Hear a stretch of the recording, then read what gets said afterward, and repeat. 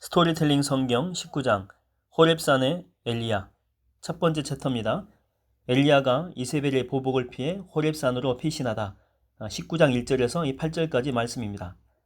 아하방의 아내였던 그 이세벨 왕비는 평소에 부모처럼 섬기고 자식처럼 아끼던 450명의 바알 선지자들이 엘리야 이후에서 기손 강가에서 전부 처형된 그 사실을 전해 듣죠. 그리고 길길이 뛰며 분노하기 시작합니다. 그러면서 그는 시종을 보내서 엘리야에게 경고합니다. 엘리야, 만약에 내가 내일 이맘때까지 너를 잡아 죽이지 못하면 신들이 내게 벌을 내리고 또 내릴지라도 내가 그 모든 징벌을 달게 받겠다. 내 이놈 각오해라. 그러니까 엘리야가 죽든지 이세벨 자신이 죽든지 둘 중 하나는 죽어야 한다는 그런 말이죠. 그 말은 목숨 걸고 기필코 엘리야를 죽이겠다라고 하는 그런 뜻입니다. 엘리야는 당혹했습니다. 예상과는 달리 참신 대결에서 철저하게 패배하고서도 전혀 기죽지 않고 더욱 기세등등하게 이세벨을 협박했기 때문이죠. 그래서 엘리야는 일단 피하는 게 상책이다 싶어서 급히 이스라엘 성읍을 떠나게 됩니다. 무작정 남쪽으로 이렇게 달려가다 보니까 브엘세바까지 이르게 되죠. 이곳은 헤브론 남방 50km 지점에 있는 유다 국경에 있는 성읍으로 시내 반대로 가는 길목에 있었습니다. 엘리야는 브엘세바에서 하룻길을 더 걸어서 계속해서 남쪽 광야로 내려가게 됩니다. 어느 곳에 이르자 로뎀나무 한 그루가 눈에 띄었죠. 맨날을 달렸기 때문에 엘리야는 지칠 대로 지쳐 있었습니다. 그는 로뎀나무 아래에 덜썩 주저앉아 주님께 호소합니다. 주여, 나의 승리로 이 일이 끝난 게 아니었습니까? 싸움은 언제까지 계속돼야 됩니까? 너무 지치고 너무 힘듭니다. 그러니 이쯤에서 제 목숨을 거두어 주시옵소서. 다 내려놓고 그냥 죽고 싶습니다. 이렇게 엘리야는 크게 낙담하고 좌절한 채 죽기를 자청합니다. 그럴만도 했죠. 갈멜산의 대결에서 크게 승리한 후에 바알 우상은 모조리 사라지고 여호와 신앙이 크게 부흥되리라고 그는 믿었기 때문이죠. 그런데 상황은 그렇게 녹록지 않았습니다. 아합 왕은 우유부단했고 이세벨 왕부인은 더욱더 포악해진 것입니다. 이런 상황에서 엘리야는 무엇을 어떻게 해볼 엄두가 나지 않았던 것이죠. 성정을 지닌 연약한 인간으로서 엘리야는 아무것도 이루지 못했다는 심한 자괴감이 들었던 것입니다. 승리의 기쁨이 컸던 것만큼 좌절과 허탈감이 쓰나미처럼 가슴속으로 밀려든 것이죠. 거듭되는 육체적인 피로와 심리적인 불안이 엘리야를 우울하게 만듭니다. 그동안 너무 가파르게 달려왔습니다.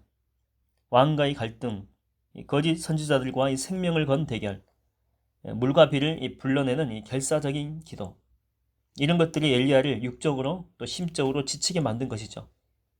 그 결과 끝내는 하나님에게서 그 시선을 돌려버립니다. 상황을 보고 또 사람을 의식하기 시작한 것이죠. 그래서 엄청난 이 권력을 가진 왕비 이세벨의 그 힘을 그는 보게 되었고 초라한 자신의 형편과 비교했죠.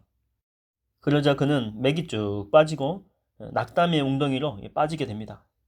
피곤에 지쳐있는 엘리야는 로뎀나무 아래에서 깜빡 잠이 들었죠. 꿈결일까? 아마 천사가 엘리야를 깨운 것 같습니다. 엘리야야, 왜 여기에 누워있느냐? 일어나서 무얼 좀 먹도록 하여라. 벌떡 일어난 엘리야죠. 주변을 두리번거리면서 무슨 소리를 들었기 때문에 주위를 둘러봤는데 보니까 머리맡에 방금 이 숯불에 구운 따뜻한 빵 하나와 물병 하나가 이렇게 놓여 있는 것이죠.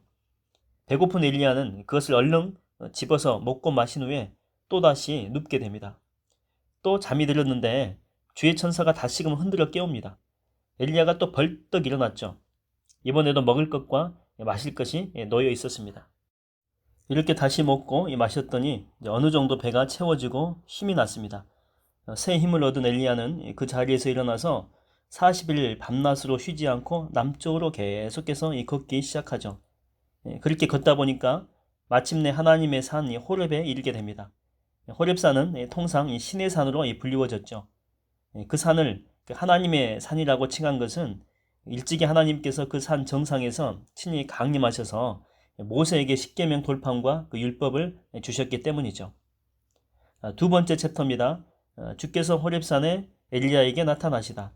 19장 9절에서 18절까지 말씀입니다. 엘리야가 호렙산에 이르렀을 때는 날이 저물어서 주변이 캄캄했죠. 동굴을 찾아가서 이제 밤을 보내게 됩니다. 한밤중입니다. 주변은 적막했죠.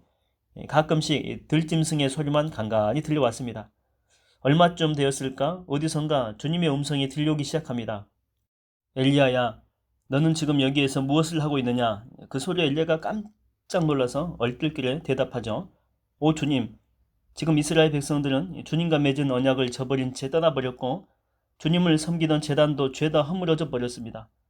주님의 선지자들까지 모조리 잡혀 죽었습니다. 저만 홀로 남았는데 이제 저까지도 잡혀 죽을 처지입니다. 이를 어찌하면 좋습니까? 이렇게 엘리야의 말이 끝나자 주께서 부드럽게 말씀하시죠. 엘리야야, 너는 이제 동굴에서 나와 산 위에 서 있어라. 내가 내게 내 모습을 보여주겠다. 자, 보아라. 이제 곧 내가 내 앞을 지나가겠노라.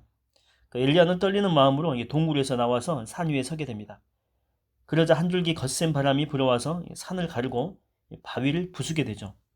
하지만 주께서는 그 바람 속에 계시지 않았습니다. 태풍과도 같은 그런 바람이었던 것 같습니다. 조금 있으니 지축을 뒤흔드는 요란한 지진이 일어나게 됩니다. 하지만 주께서는 그 지진 속에도 계시지 않으셨죠. 또 갑자기 어둠을 밝히는 찬연한 이 불길이 확 일어나기 시작합니다. 그러나 주께서는 이 불 속에서도 계시지 않으셨습니다. 한 차례 찬연한 불길이 엘리야 앞을 휩쓸고 지나갔을 때 이번에는 엘리야의 귓가에 대고 아주 부드럽게 속삭이는 세미하고 조용한 음성이 들려왔죠.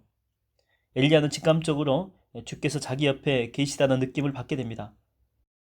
바람, 지진, 불, 이런 것들은 하나님께서 나타나실 때 일반적으로 이렇게 수반되는 자연 현상들이었죠. 그런데 하나님은 그런 자연 현상들 가운데 계시지 않으셨습니다. 하나님은 그런 자연 현상들이 지나간 후에 세미하고 조용한 음성과 함께 나타나신 것이죠. 엘리야는 크고 요란한 자연 현상을 통해서가 아니라 조용하고 잔잔한 내적 체험을 통해서 하나님의 임재를 생생하게 체험합니다. 오 주님, 주님께서 이곳에 임하셨군요. 하나님의 음성을 듣자 엘리야는 겉옷으로 얼굴을 가린 뒤에 동굴에서 나오게 됩니다. 하나님의 임재를 식별한 엘리야는 지극히 거룩하신 하나님을 눈으로 직접 대면하는 죄를 범할까 두려워서 겉옷으로 얼굴을 가린 것이죠. 그러니까 죄성을 지닌 인간이 지극히 거룩하신 여호와 하나님을 직접 대면하고는 누구도 살 자가 없기 때문에 그렇습니다. 엘리야의 귀에 하나님의 세미한 음성이 다시 들려오기 시작합니다. 엘리야야, 지금 너만 남는 게 아니니라. 바알 신상에게 엎드려 절하지 않고 그 신상에게 입맞추지 않은 7,000명을 내가 이스라엘 땅에 남겨 두었노라. 7,000명? 그렇게나 많은 사람이 있다고요? 엘리야는 자기 혼자 남았다고 주님께 하소연했습니다. 왕과 왕비가 하나님의 선지자들을 다 죽였고 백성들도 여호와 신앙을 버렸기 때문에 혼자서는 도저히 사명을 감당할 수 없다고 그 전에 탄식을 했던 경험이 있죠. 그때 하나님은 아직도 이스라엘 땅에는 바알 신앙에 무릎을 꿇지 않은 7,000명의 사람들이 있다라고 말씀하시면서 엘리야를 위로하신 것입니다. 이들 7,000명은 이름 없는 사람들이죠. 하지만 지금 그들은 목숨을 걸고 믿음을 지키며 살아가고 있었던 것입니다. 이들이 바로 시대마다 존재하는 남은 자들이죠. 하나님은 항상 이런 남은 자들을 숨겨놓으시고 때가 되면 왕국을 회복시키십니다. 그들 남은 자들로 인해서 어느 시대건 하나님의 나라는 다시 소생되는 것이죠. 하나님 말씀을 듣고 엘리야가 크게 놀라며 의아해하고 있을 때 주께서는 새로운 사명을 부여하십니다. 엘리야야, 이제 너는 다마스쿠스로 가라. 거기서 하사엘에게 기름을 부어서 아람 왕으로 세우고 님시의 아들 에우에게도 기름을 부어서 이스라엘 왕으로 세우라. 그리고 아벨 무올라 출신인 사밧의 아들 엘리사에게도 기름을 부어 내 뒤를 이을 선지자로 세우도록 하여라. 엘리야는 당장 자신 앞에 아합과 이세벨 부부의 문제가 놓여 있음에도 불구하고 사명을 맡기신 것이 궁금했어요. 그래서 하나님께 조심스럽게 묻습니다. 근데 주님, 그렇게 하시는 이유가 대체 무엇입니까? 그랬더니 하나님께서 말씀해 주시죠. 나와 맺은 언약을 저버린 채 이방 우상을 섬기는 북왕국을 징벌하겠다. 하사엘의 칼을 피해 살아남은 자는 에우가 죽이겠고 에우의 칼을 피한 자는 엘리사가 죽일 것이니라. 하사엘은 본래 아람 왕 베나댓 2세의 휘하의 그 유력한 장군이었죠. 그런데 이후에 쿠데타를 일으켜서 왕을 살해한 뒤에 권좌를 차지했던 인물입니다. 왕이 된 후로 북으로는 아시리아의 공격을 거뜬히 막아내고 남으로는 북왕국 이스라엘과 남왕국 유다를 공격함으로써 역사상 가장 강력한 아람 왕국을 일구어낸 인물이죠. 또 하나님이 말씀하신 그 예후는 누구냐면 그도 역시 이스라엘 왕 그 요람의 그 휘하의 군사령관 출신이죠. 근데 이 또한 이 쿠데타를 통해서 이 권좌를 차지했던 인물입니다. 그는 북왕국 이스라엘의 5번째 왕조인 에후 왕조를 세우는데 그가 세운 왕조는 모두 5대째 걸쳐서 흘러가게 되죠. 에후, 여호아스, 여호아스, 여로보암 2세, 스가랴 이렇게 총 5대죠. 89년 동안 북왕국 이스라엘을 통치하게 됩니다. 주님이 말한 또 한 사람 엘리사는 우리가 뭐 잘 알고 있는 사람이죠. 그는 나중에 엘리야 선지자의 후계자가 될 인물이죠. 스승 못지않은 지대한 영향력을 발휘한 유명한 선지자가 됩니다. 북왕국 이스라엘의 제9대 왕인 여호람에서부터 제12대 왕인 여호아스 또 요아스라고 하기도 합니다. 이르는 기간 동안에 이제 사역했던 선지자죠. 나라의 국부로 활동했던 위대한 선지자고 신실한 애국자였습니다. 그러니까 하나님은 이들 3명을 세워서 타락한 이스라엘을 징벌할 계획을 세우신 것이죠. 아람 왕이 하사일로 이스라엘을 공격해서 그 땅을 짓밟게 하는 거죠. 또 에후로 쿠데타를 일으켜서 아합 왕가를 또 몰살케 해서 징벌을 또 가하신 것이고, 그리고 이 같은 징벌을 피한 자들에게는 엘리사로 하여금 하나님의 준엄한 심판을 선포케 함으로써 그들을 엄히 징벌하셨다라고 하는 것이죠. 세 번째 챕터입니다. 엘리야가 엘리사를 제자로 부르다. 19장 19절에서 21절까지입니다. 이렇게 새로운 사명을 부여받은 엘리야는 새로운 힘을 얻게 되죠.